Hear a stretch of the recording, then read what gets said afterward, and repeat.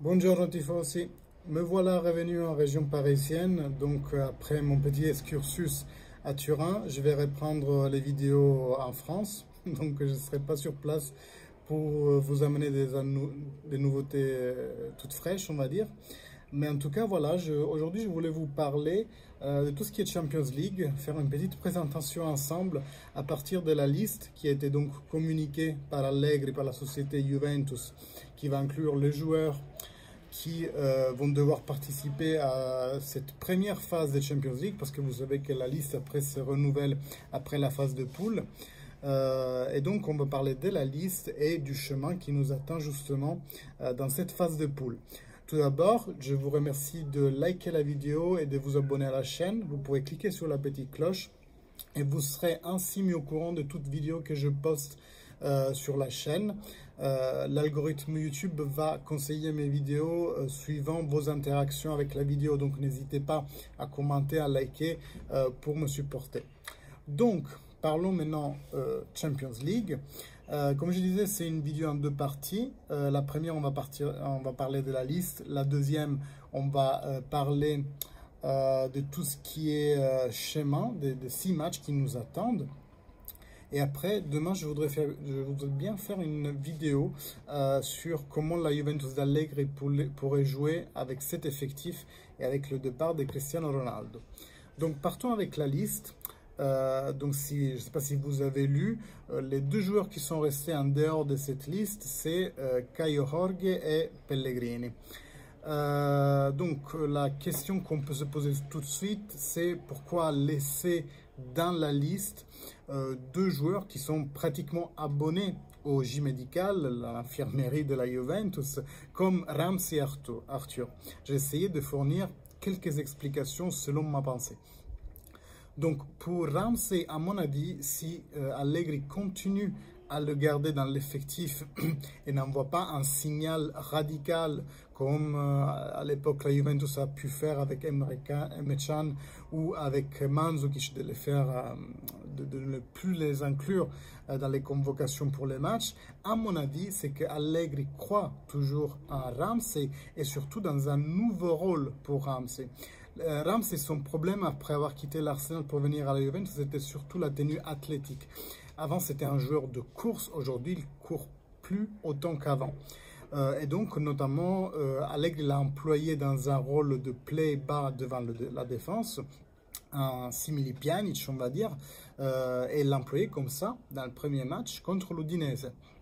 Ce qui fait penser qu'il croit en lui dans ce nouveau rôle.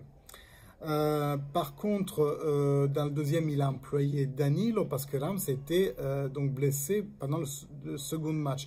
Donc ça peut être interprété aussi comme un signal d'Allegri vers la société qu'il fallait quelqu'un dans ce rôle. C'était les derniers jours de marché, peut-être qu'il demandait fortement à la société de faire retourner Miralem Pjanic au Bercail.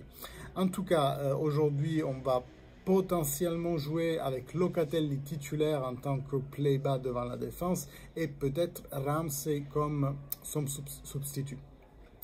En ce qui concerne Arthur, il aurait pu tranquillement laisser la place à Caio Jorge puisque Arthur il récupère encore de l'opération qui a eu lieu en fin août, septembre, début août je crois, pour sa calcification au genou et c'est sûr que ça va prendre plus longtemps que la blessure de Caio Jorge. Pourtant, ce choix fait aussi penser qu'il vise plus sur l'expérience d'Arthur, quitte à l'avoir que pour les derniers matchs de la phase de poule, que pour Caio Jorge. L'inquiétude, ça pourrait être qu'il ne croit pas encore en la maturité de Caio Jorge pour l'inclure dans des matchs aussi importants. Pour Lorenzo Pellegrini, qu'est-ce qui se passe? Lorenzo Pellegrini est un joueur de la Juventus depuis 2-3 ans. Il a été envoyé en prêt, notamment à Genova, et c'est un joueur qui n'a pas encore explosé. On ne sait même pas s'il va un jour exploser. Il nous était arrivé de l'échange avec la Rome. Nous, on a donné Spinazzola, joueur magnifique maintenant en ce moment, sauf qui est très prône à la blessure. On a récupéré Pellegrini qui lui aussi est un peu prône à la blessure.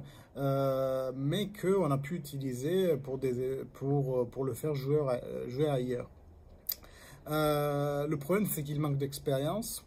Et Allegri a voulu viser plus sur Deschillo parce qu'il aime bien ces joueurs un peu malléables qu'il peut employer dans plusieurs endroits dans le terrain. Et c'est vrai que Deschillo, il peut faire les deux côtés.